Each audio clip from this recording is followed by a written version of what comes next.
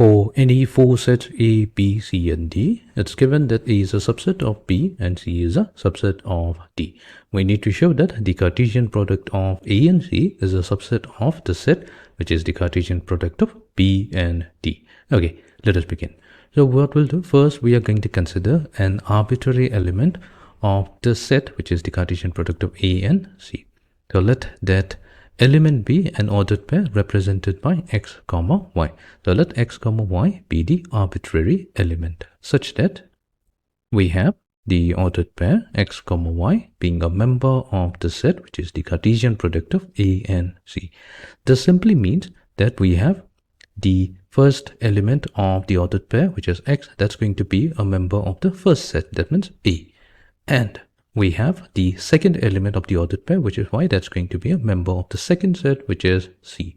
So x belongs to A and y belongs to C. Fine. But here it's given here that A is a subset of B. Since A is a subset of B, then x belonging to A would also mean that x belongs to B. And y belonging to C, here we can replace with y belonging to D. That's because it's mentioned here that C is a subset of D. So we have, since A is a subset of the set B and we have C being a subset of the set D.